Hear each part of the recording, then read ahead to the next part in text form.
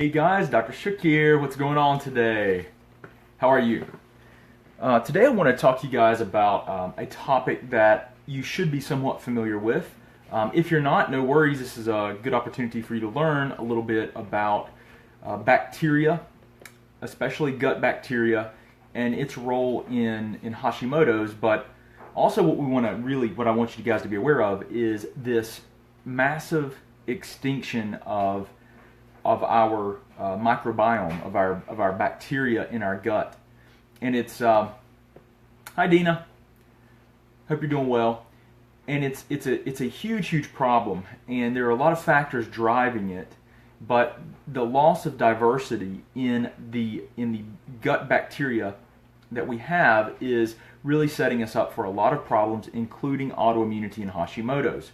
And what scientists have discovered when they investigate the bacterial balance of the standard American, the typical American that eats more of a standard American diet, and when they compare that person to, say, someone that lives in a more of a indigenous type of culture in Africa, where they eat tremendously, 10 times, quite frankly, 10 times the plant fibers that we typically consume.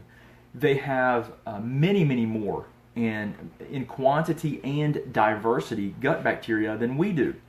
And what scientists really have found with this is that these gut bacteria, they offer a lot of protective benefits to our bodies in the way of reducing our risk of autoimmunity and in quenching inflammation. So when you have a gut that is more sterile, that has less bacterial diversity, the bacteria, which would normally feed themselves on the fibers of plants that you consume, in a diet where you're deficient in plant fibers, those bacteria will literally eat your intestinal lining. They will eat part of, see, your gut wall. A lot of you are familiar with the concept of leaky gut. If you're not familiar with the concept of leaky gut, it's where the intestinal wall lining becomes permeable or leaky. And that permeability or that leakiness allows food proteins, it allows bacterial byproducts, which we call endotoxins, into the bloodstream and triggers an inflammatory and an immune response. It's one of the leading theories behind autoimmunity and how autoimmunity begins. Okay, so what these researchers found was that when the person, let's say the standard American, has a diet that is not diverse in plant fibers, what happens is that the bacteria that are there, they're less diverse, but those bacteria will actually feed themselves on the mucus layer. Now, I said the word mucus, guys, because mucus lines a mucous membrane, right? So like the inside of your mouth, you touch it, the inside of your cheek, it's going to be kind of slimy, right? It's got this layer on it. And so your intestinal wall has that as well, and that is part of the barrier. That's part of the barrier that keeps the digesting food and the unwanted bacteria inside the GI tract and outside of the bloodstream. When you have a diet that's less diverse and that has less plant fibers, those bacteria will start eating and breaking down that mucus wall. That will lead to a more inflammatory environment. That will lead to the breakdown of the lining and promote a lot of potential problems. So, one of the very beneficial things that is a byproduct of bacteria in your gut is something called butyrate. It's a short-chain fatty acid. Now, the bacteria, if you have healthy quantities of bacteria in the gut, if you eat a diet that's higher in plant-based fibers, you're gonna have more of these bacteria that will break down the fiber and produce butyrate, a short-chain fatty acid, which has been shown very important in the recovery and the health and even in the differentiation, meanings of different types of intestinal cells. So it's really important to understand that it's believed to have anti-cancer properties and really help with the health of the gut. It's called butyrate. Now, you can supplement with butyrate, but and oftentimes we do. I mean, I actually will have people, and I personally have used butyrate added to like a coffee enema that you can take it orally to help to improve the the short chain fatty acid balance in the digestive tract, but you could also use it, you could actually insert it in an enema. Hey babe, I'm doing a live stream. What you doing? I need to get my water. Oh, well, come on down. It's my son. Yeah, come down and get your water. So it's one of those things that your body makes it naturally, but you have to have good bacteria in order to do that.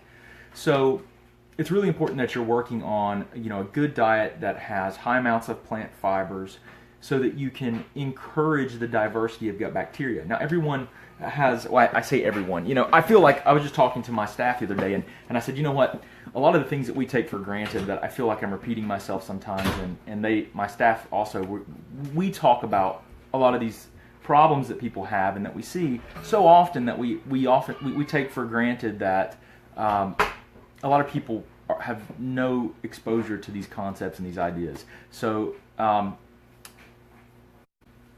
the issue with increasing your diversity of bacteria through a diverse, plant-based diet that has, not completely plant-based, not only plant-based, but eating plenty of plants that have, green vegetables primarily. Even things like sweet potatoes have, when you take a sweet potato apart, you see all the fiber throughout.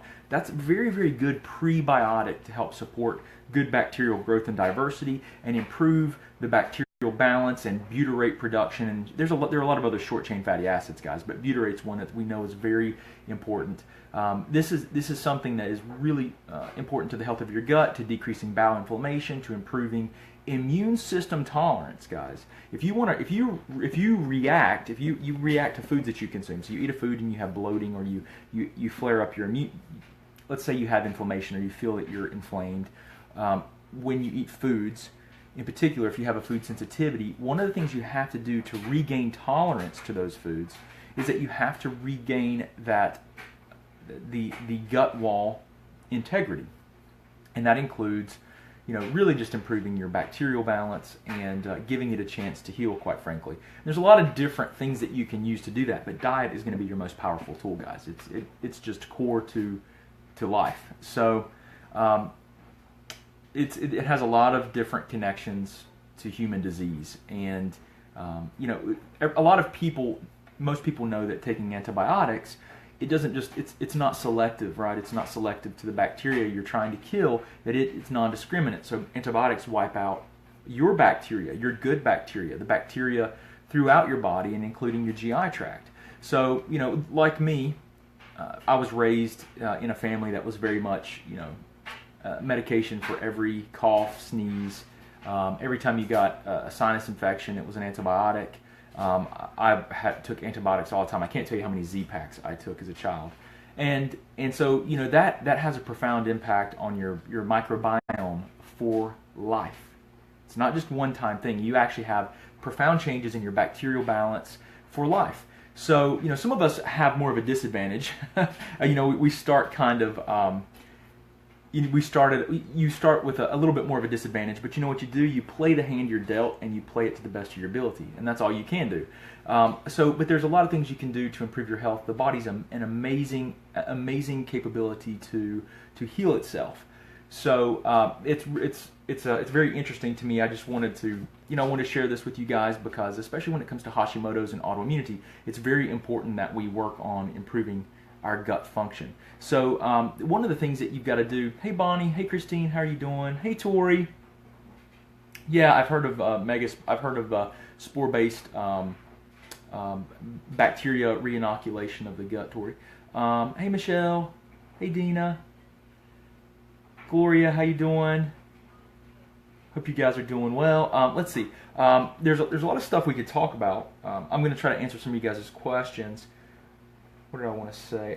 So let's talk about like some of the potential solutions here, right, guys? Like some of the things we could do.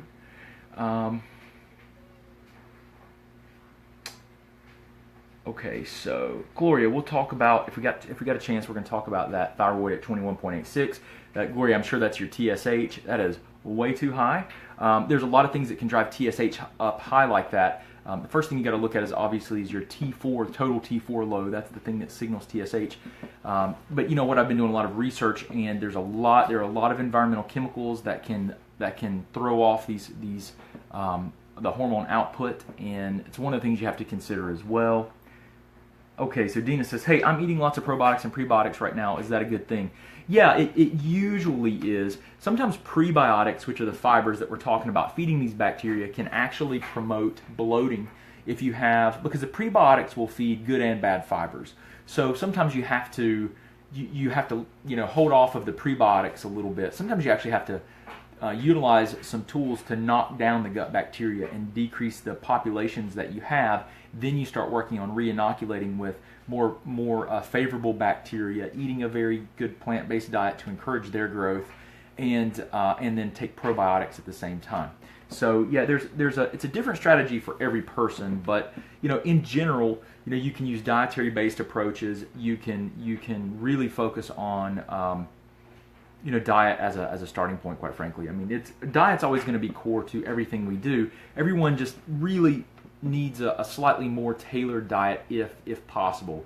But if eating more, real food is always the upgrade, right? Focusing on more vegetables and eating real food is a huge plus. I mean, that's one thing that you've really got to do. Let's see. Hey, Michelle, Tori. Yes, I've heard of Megaspore. So you're talking about the re-inoculating the gut, right, with a spore-based probiotic. Yeah, we've heard of using that. I haven't really used it in practice because I haven't come across a scenario where a lot of the tools that we're going to use don't work, or at least that's where I think that would be more appropriate. But I'm definitely interested in trying to utilize it more in practice. But I just haven't had really a need to change. Sometimes you utilize certain tools that work, and you want to use those tools because you can establish more consistent outcomes with those. But I'm interested in considering it for sure. Hey, can the lining of the gut grow back or get back to normal? Yes, Christine. The gut lining, if you identify, I mean, there's a lot of different reasons that it can be inflamed and there can be problems with it, right? It depends on what the problem is, really. But we're talking about dysbiosis, bacterial imbalance, and overgrowth of certain bacteria, undergrowth of others, and we need to support the gut lining, then yeah, there's a lot of things that you can do to really help it. Now, if someone has an inflammatory bowel disease, which is an autoimmune condition like Crohn's, or they have colitis, or they have celiac disease, you've really got to address the drivers of the autoimmunity, and it's a tough battle. You've got to be very specific. You might be able to make some generalized recommendations and really have some good improvements in quality of life, but in those cases, the inflammatory bowel itself has to be, you've really got to address the drivers as much as possible. So that's where you do really extensive immune-based testing to look at the things that could be driving the process so that you can put together very specific and tailored plans. That's what you would call, precision medicine. Like you're tailoring your approach specifically for that person. So that's always best. If I work with a lot of people, but one-on-one. But the thing is that we always, when I work with people, it's all about trying to be, utilize a precision-based approach. When I talk to you guys, I try to give you as many generalized but more specific approaches that we know can have positive benefits that I possibly can. Hey, Bonnie. What is the solution if my antibodies are over 500 but my TSH is in normal levels? Okay, so question. So question is, what is the solution if my antibodies are over 500 but my TSH is in normal levels?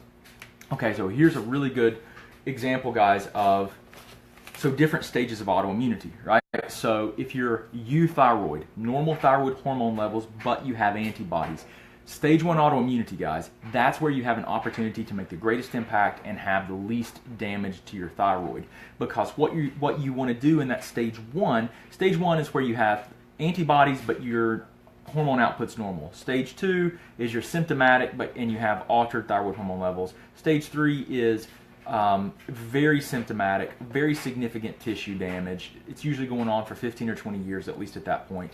and you have a lot more long-term problems. Stage 1 is where you have a huge opportunity to really make positive changes. That's where I would fall, because I have antibodies against my thyroid, but I'm still euthyroid, meaning I don't need medication, replacement hormone. So when you have antibodies, if you have an opportunity to find out if you have antibodies, and that's when you really start working you have the earlier you can catch any process like this, the better, because you can work on dampening the autoimmunity, identifying the drivers of the autoimmune process, and you can really work to try and calm it down and decrease the destruction against your gland.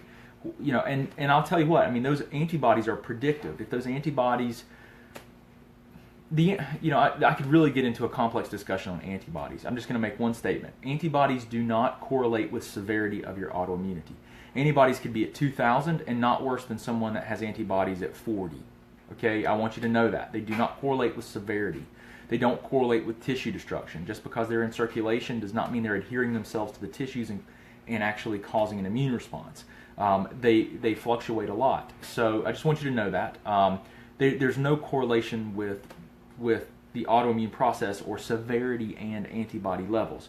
You can have people that have terrible autoimmunity that have zero antibodies. It's called seronegative Hashimotos, and they can have that for various reasons. If their immune system's suppressed, they won't make antibodies. But I won't get off on that tangent too much. The solution is really identifying the drivers of the autoimmunity to the best of your ability and working to remove those from your diet, from your environment, supporting the systems of your body that may be in decline. If you have digestive problems, if you have leaky gut or intestinal permeability, you have to shore that up. If you have nutrient deficiencies and your body can't carry out normal biochemistry like detoxification processes or just methylation, any of your biochemical processes really have to be addressed. If there are chronic infections, they got to go. You've got to get the body into out of a state of distress if it is there. And it usually, my experience is if someone's autoimmune, there's something driving that process. There's been a trigger and then there's something perpetuating it. If we can identify that very specifically, then we can very specifically, make interventions to improve it. Okay? So I hope that helps that answer that question.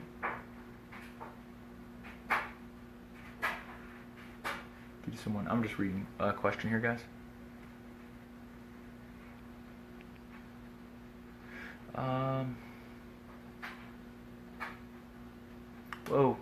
This one's a little bit long. I'll try to answer it. I'm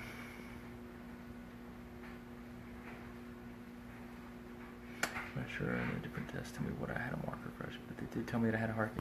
So this was Claire. I'm just reading your comment. You've been through a lot. I'm a strong lady to have gone through all this. Yeah, so she tells you that you're... Okay, so you've had a lot of different tests. They tell you your thyroid is normal, but they did tell me that I had a marker for Hashimoto's before. Okay, so Clara, the standard of the standard approach to autoimmunity in medicine today is not wrong, but they don't have tools other than medications right now in 99% of the facilities, hospitals, to help support you. They have, if it's autoimmunity, they wait until it gets to a degree that they have a tool to help you. Okay, that's reasonable, right? I mean, what else can they do if they don't know what else to do? So what they do is, if it gets bad enough and the autoimmunity is bad enough, they'll give anti-inflammatories, steroids, and then immunosuppressing drugs, which are incredibly, incredibly powerful and have a lot of side effects. No one wants to take them, and no doctor wants to prescribe them unless they have to do it, unless they feel like they have to. Your particular scenario here, which is Hashimoto's, colon cancer, other autoimmunity. Now they're telling you your thyroid's normal, but they said you have Hashimoto's in the past. You can have normal thyroid hormone output and still be autoimmune, for sure. But it's the inflammatory process that we see most commonly creating problems with your body's ability to use the thyroid hormone in circulation. So what that means is, if you're autoimmune, you have higher inflammatory loads, you still feel bad even though the labs are normal. That's extremely common amongst the people that I see, and there's millions of people that suffer with that, for sure. So you have to, you really have to look at the whole person. That's why really precision-based medicine is looking at at multiple systems and understanding that multiple systems in the body, like the digestive system, how it is intimately connected to the immune system, because it is. Because if your gut wall, for example, is broken down and permeable or leaky, and it lets proteins, bacterial endotoxins, which are byproducts of bacteria, into the bloodstream, it activates the immune system. So if you're looking at someone that has an immune-based problem and you're going, I don't know why you have you're autoimmune, we don't know what causes it. Well, if you understand, this is just one of the many ways that the GI tract can be involved, and that a breakdown in that barrier system that keeps things away from the immune system could be the problem, then you know to look at the GI tract and the digestive tract. And so when you're looking at precision medicine, you're looking at the whole person. You're looking, okay, do they have GI symptoms? Do they have problems with blood sugar dysregulation? You said you were diabetic. Blood sugar spikes and dips will drive up insulin production, which will drive an inflammatory process. It increases something called interleukin-6. It's a cytokine which is made by the immune system. It's a chemical messenger. It will promote autoimmunity. So you see, and when you start understanding that blood sugar influences sex hormones and cortisol production, your stress hormone, then you know that can actually impair recovery of the gut wall and repair of the gut wall. So you're like, wow, okay, my gut's is contributing to my autoimmunity, but my gut problem may not be a bug in my gut or an infection. It could actually be the stress or the blood sugar that I'm under causing high stress hormones that actually impair the recovery of my gut lining.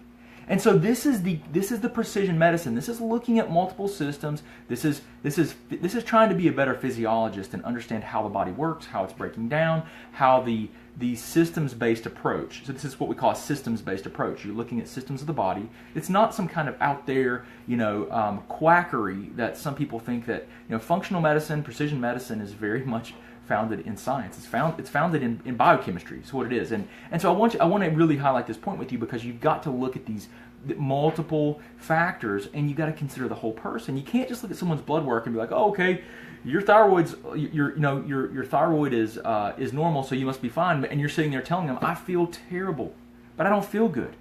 Well, here's an antidepressant.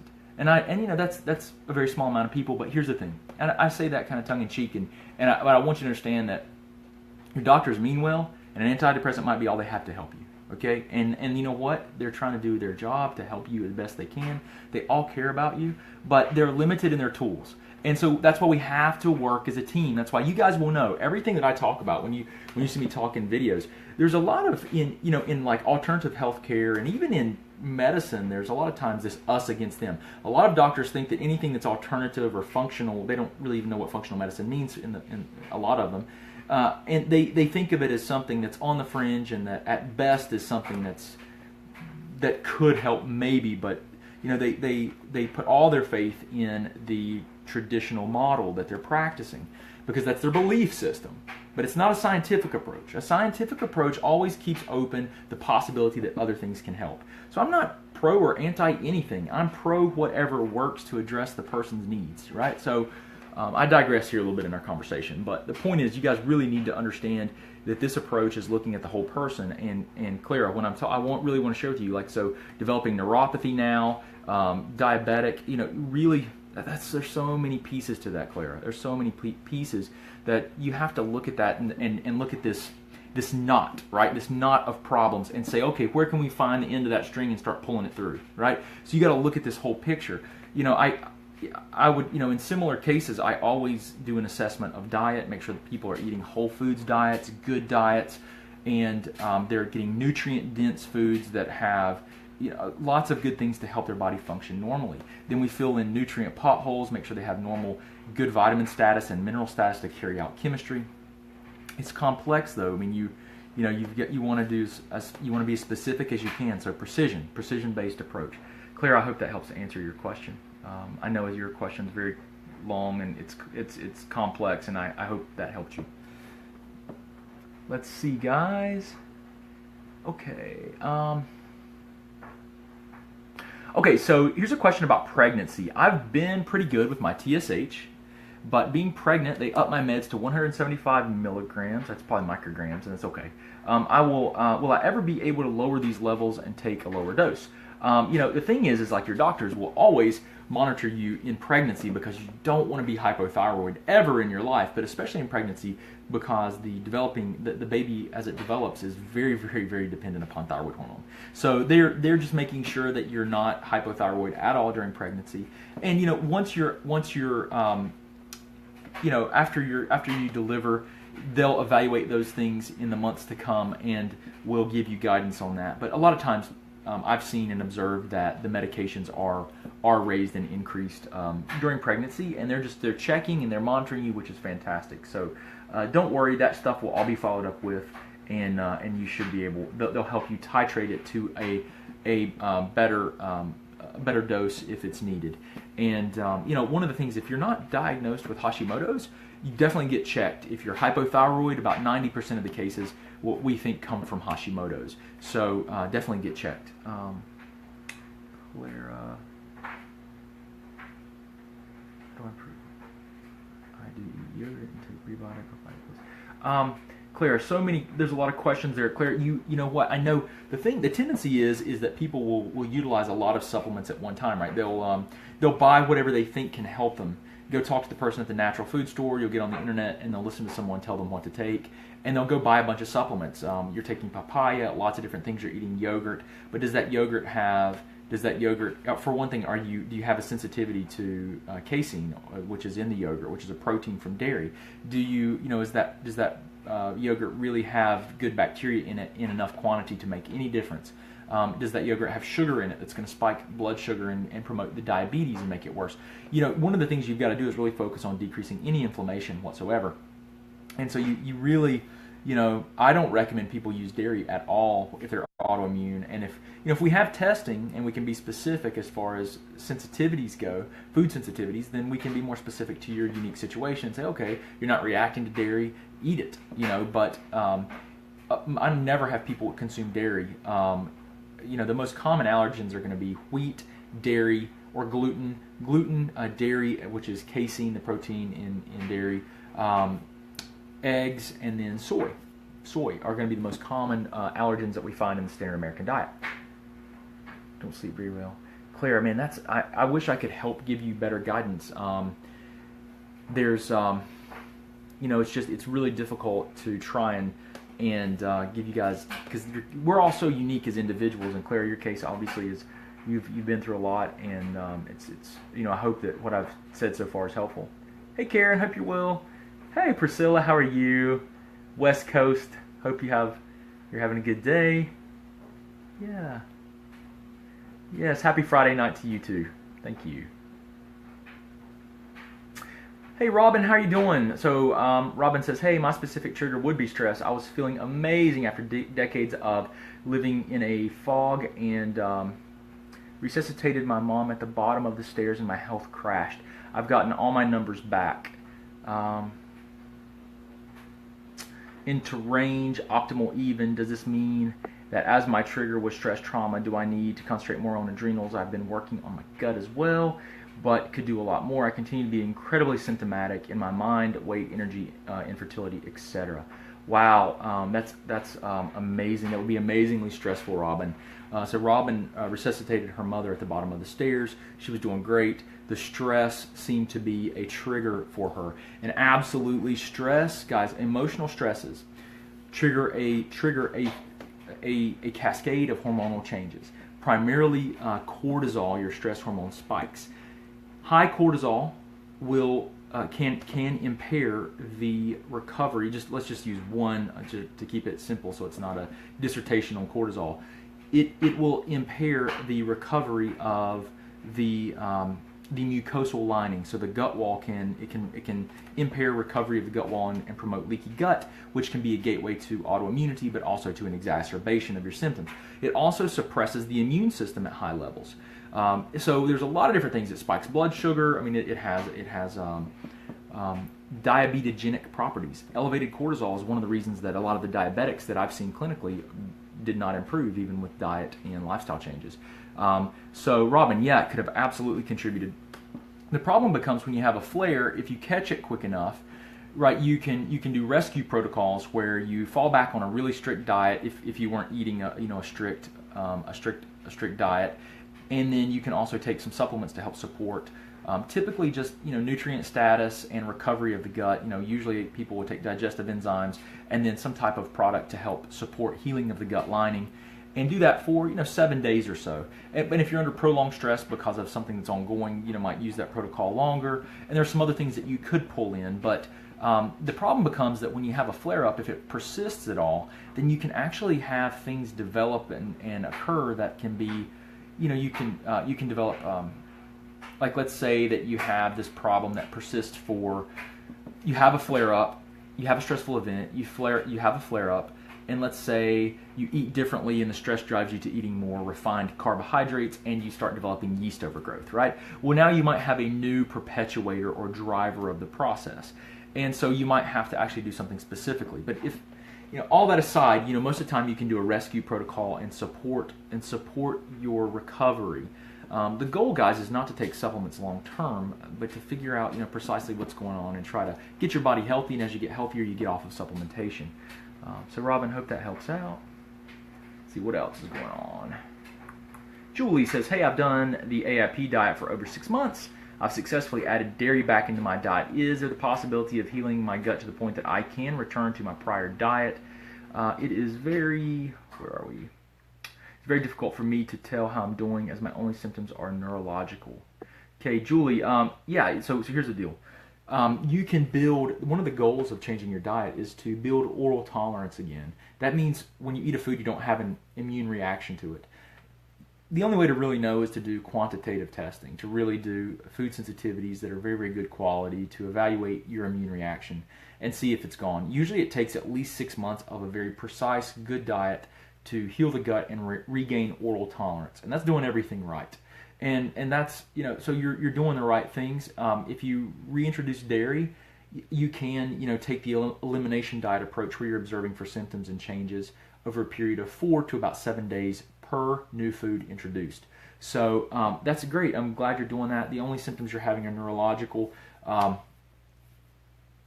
Listen, I'll just say something. If you have neurologically based autoimmunity, like if you have something like MS or neurological autoimmunity against the cerebellum or something like that, I am like, when I work with people that do that, they have to get very advanced. They have to get very extensive advanced testing, because when you lose nerve tissue, you don't get it back. Like your neurons, you don't get new neurons like nerve cells. They, a lot of cells go through mitosis. They multiply, they divide, so you regenerate tissues. Nerve cells don't do that.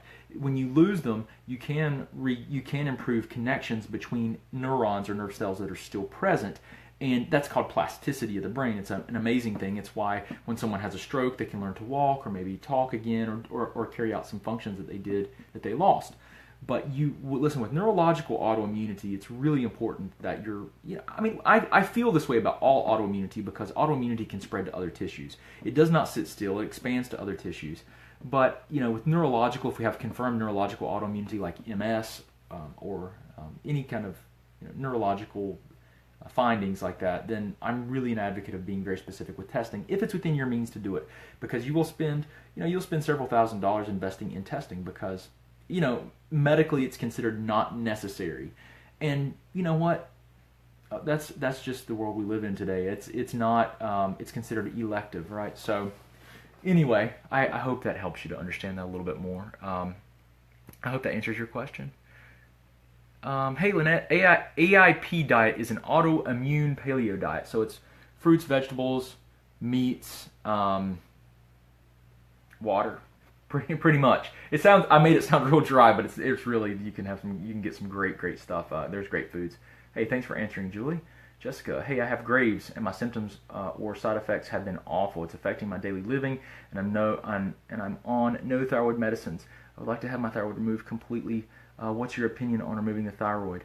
Jessica, if it's putting your life at risk and danger, I've had friends and I've worked with people that have Graves. Graves can cause a thyroid storm, as you're probably aware of, which is where your thyroid puts out so much thyroid hormone that it can cause you to have a stroke or heart attack. It can be life-threatening.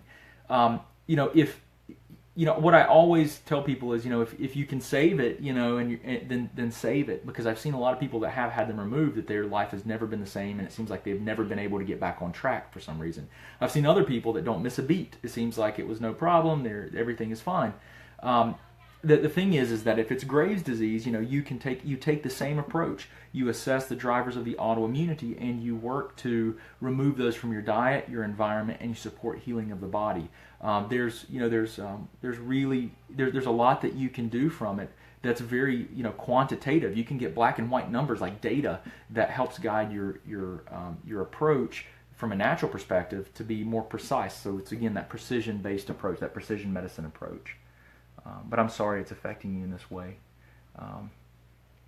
And I know it's just, you just want to get it out sometimes. I've heard that said, people just want to get it out if it's causing them those symptoms. So, hey Jane, I agree. As the intake for dietary fiber has gone up, so has the increase for osteoporosis and cancer. Yeah, it is...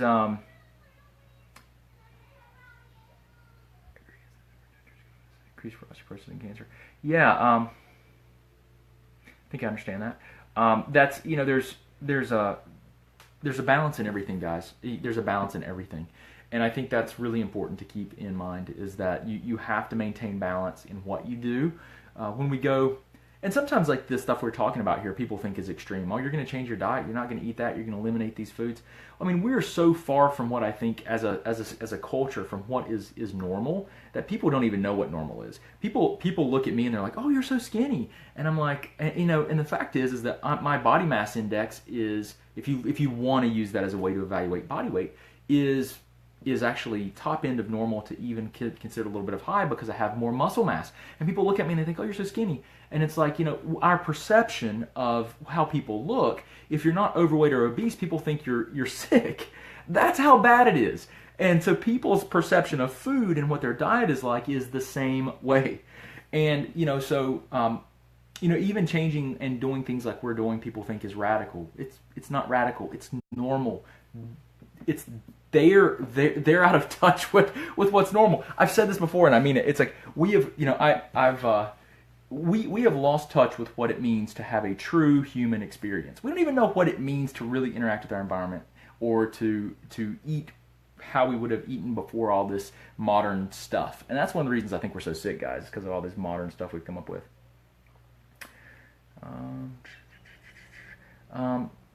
Let's see, guys, what else here? How do we test for high cholesterol due to stress? Bonnie, so one of the things you can do is the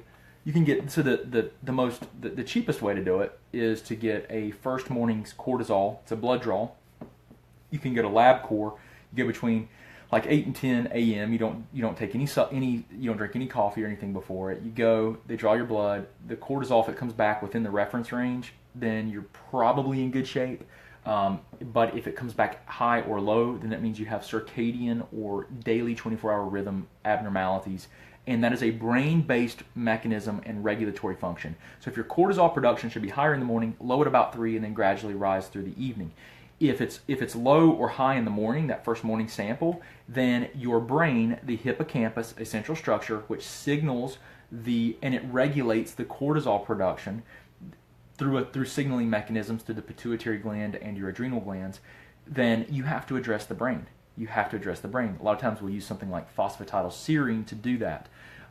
But that's really important. Now, the other things, if I have my way with it and I could say, tell you what to do, in similar cases, what I might do is get a 24-hour circadian cortisol, either salivary or urinary. They both have pluses and minuses. But I would do that. So you do 4 points, you can plot it out over time, and you can really see what's happening and get a better idea what's going on. Hey Julie, so you have Hashimoto's encephalitis. Yeah, absolutely. So anytime there's this neurological component, Hashimoto's, you can have Hashimoto's encephalitis, which is where it progresses to the brain. Basically, the autoimmunity progresses to the brain. Like I said, any neurological symptoms, highly focused on the drivers. You really, if it's within your means, you need to get really advanced testing done to be really, really specific, to try and minimize any immune attacks against your brain and your body. Hey Tori, what is the best test for metal toxicity? There's they're all controversial. I'll tell you that, when you're looking at metal toxicities, they all have pluses and minuses. I will just tell you this: we're all getting exposed to metals and chemicals. We're all getting exposed. You can do hair, urine, stool, blood. They all have different advantages and disadvantages. The problem is that a lot of times we're not actually eliminating those chemicals and metals. They're embedded in our tissues. So some people will actually say, hey, take a chelating agent, like something to pull it out of the body, and then test the urine or the stool. And the thing is that everyone's going to have those because we all have them in the tissues. The tests that I really like and what I like the most are immune-based tests to look to see if the immune system is reacting to the metals or the chemicals. And those are the best tests that I like. I like to look at the immune response because I'm typically working with people that are autoimmune. So if we see that the immune system is reacting and has lost chemical tolerance, which is what it means to react to a metal or a chemical, then we know we've got multiple things to work on, and one of the processes that we probably need to support is detoxification. Okay, so and you always really want to support detoxification, but you want to do it at the right time once the gut is healed and more healthy. Let's take a look. Hope that helps out, Tori. Lorinda, I have Hashis and take NDT, getting heart palpitations. Could heart trouble be related to Hashis? You're taking the natural desiccated thyroid hormone. So make sure you're communicating with your doctor so they can check your T3 levels and make sure you're not going hyper. Sometimes you'll see T3 getting higher with NDTs, but just make sure that you're not getting hyperthyroid symptoms from the medication. Listen, we do it pretty frequently. We do expanded autoimmune panels where we'll look at someone that has Hashimoto's. If they have other symptoms, we will get a panel that assesses other tissues that are involved, right? So it looks at whether or not your immune system and the autoimmunity is expanded to tissues like the heart, the brain, the adrenal glands, the liver, the intestinal tract, the bones, the joints, lots of different tissues, like 30 different tissues, the most commonly attacked tissues. And we look to see if there's autoimmunity there because we found autoimmunity against the heart tissue. And the heart tissue is like the nerves. If you were with me a second ago, the nerves they're finite. The ones you're born with, it doesn't go through mitosis and division. The heart tissue is post-mitotic, meaning it doesn't divide. It is you have what you have. If you destroy it, it is gone. So I hope that helps. Oh no, are you getting transmission interference? Oh man, sorry if we're losing signal, guys. So guys, I hope this helps you out. I've got to go. It's pretty late. I didn't realize that, but I got to go. Hope this helps you guys out. Guys, if you need help, you have questions, please let us know. We have started the transformation community, which you can always join that. You get access to our dietary programs, all of our guidebooks we've created, our group that's a closed group where we get to do more question and answer, and my staff see you. You get 35% off all the physician-only supplements, like 20,000 plus supplements. So we're trying to make it so that you guys can actually join something like that and actually save money. And then you get access to a lot of information that we're going to continually build and try to help guide you guys to optimal health. But anyway, appreciate you guys so much. Hope you have a wonderful, wonderful night. Talk to you again very, very soon. Thanks.